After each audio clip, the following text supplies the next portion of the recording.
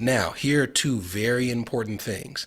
The first thing is applying a weighted average of payments made on loans included in a consolidation loan to that consolidation loan. Let's stop there because this is something that I thought we had some positive news on, which apparently we do not.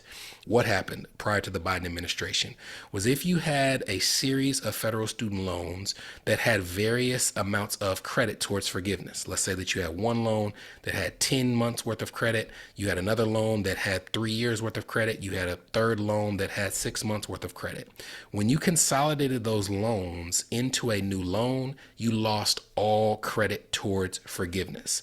And people would do this because they had loans that weren't eligible for things like public service loan forgiveness.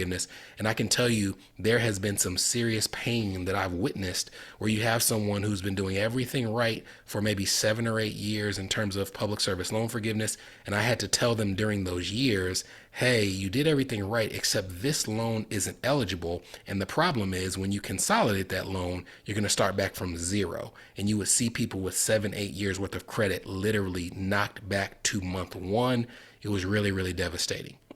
During the Biden administration, however, they changed those rules. And what would happen was instead of taking a consolidated loan and starting over at zero, they would take a weighted average of the forgiveness credits on the loans that were being consolidated. And there was a formula that they would use to essentially assign credit to the newly consolidated loan.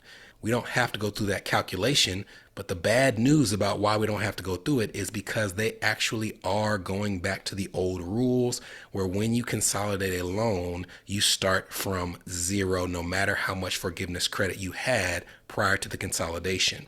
This is now important to both the Parent Plus camp and non-Parent Plus borrowers. For non-Parent Plus borrowers, it's important because you now need to make sure, especially if you have student loans where you've already gotten forgiveness credits, that there's an actual reason to consolidate your loans. If you can't articulate a good reason, you need to be very careful because it may not be worth the risk in seeing that forgiveness credit go back to zero.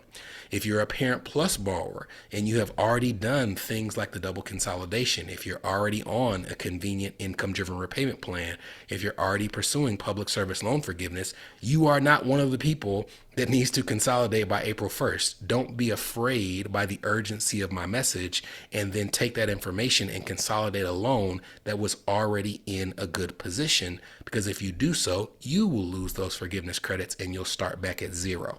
This is a very unfortunate development, but it's one nonetheless that is incredibly important to understand so that you're not one of those people that is surprised by that resetting of your credits.